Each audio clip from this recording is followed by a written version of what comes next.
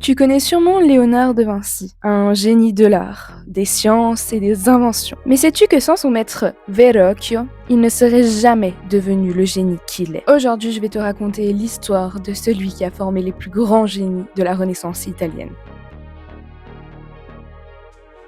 Qui était vraiment Verrocchio? Pour te faire connaître Verrocchio, il faut que tu t'imagines en Florence à la fin du XVe siècle. Une ville vibrante, pleine de lumière, où à chaque coin de rue résonne du bruit, des commerces, des philosophes et surtout des artistes. C'est une époque où tout bouge, où la soif de savoir, d'invention et de beauté fait battre le cœur des Italiens. C'est dans cette ambiance un peu électrique entre tradition médiévale et nouveauté incroyable qu'Andrea del Verrocchio voit le jour, vers 1435 ou 1436. On ne sait pas vraiment. Alors tu sais que Andrea del Verrocchio, c'était pas vraiment son nom, c'était plutôt un pseudo, un surnom. En fait, il s'appelle Andrea di Michaele di Francisco del Chionni. Oui, c'est un nom un peu long, c'est pour ça qu'on l'a renommé Verrocchio. Et Verrocchio, en italien, ça veut dire vrai œil, ce qui le rapporte au métier de son père qui était orfèvre. Donc c'est pour ça qu'on l'a appelé comme ça, parce qu'il a l'œil, le vrai œil.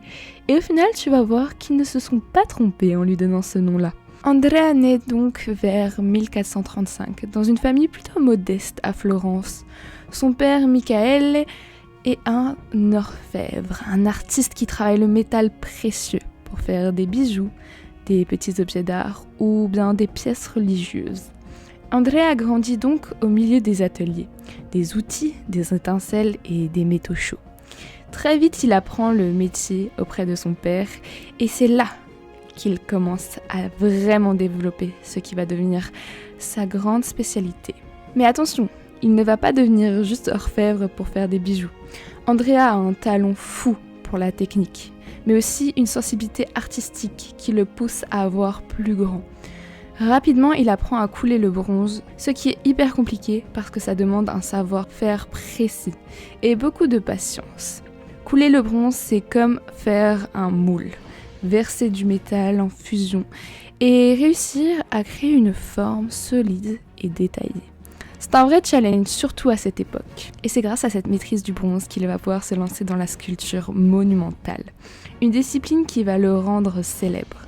Sa capacité à transformer ce métal dur en une œuvre pleine de vie, de mouvement, de puissance. Ce qui fait de lui l'un des meilleurs sculpteurs de son époque. En parallèle, il commence aussi à peindre et à développer un atelier qui va vite devenir une référence à Florence.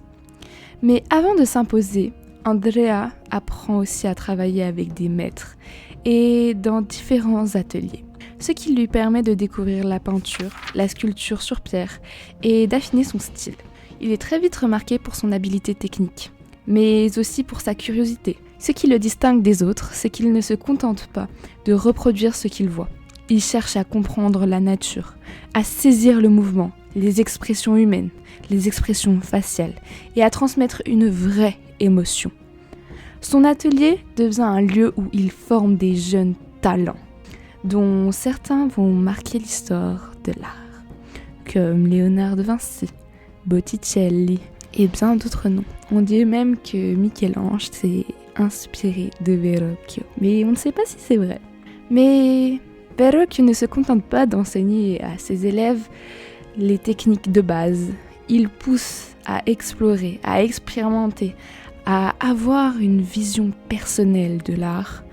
C'est cette exigence qui fera la force de sa pédagogie. L'une des anecdotes les plus célèbres à son sujet, c'est celle du tableau Le baptême du Christ, que tu dois sûrement connaître, où Léonard a peint un ange tellement beau que Verrocchio aurait décidé de ne plus jamais toucher à un pinceau de sa vie. Il était tellement impressionné par son élève qu'il savait qu'il allait devenir l'un des génies de l'art. Sa statue équestre de Bartolomeo Colonna, excusez-moi pour la prononciation, à Venise par exemple, était une prouesse technique, une œuvre monumentale qui illustre sa maîtrise du bronze et sa capacité à créer des formes pleines de vie et d'énergie. Mais Andrea del Verrocchio, c'est avant tout un homme qui a su transformer la tradition artisanale de son temps en un véritable art, en combinant une technique impressionnante et une vision créative unique. Son parcours montre à quel point la Renaissance était une époque où les talents pouvaient s'exprimer pleinement, mais seulement si on maîtrisait aussi bien le savoir que l'inspiration. En apprenant auprès de son père et en se perfectionnant dans la fonte de bronze, il a pu donner vie à des œuvres qui dépassent le simple objet, pour devenir des témoins vivants de son époque.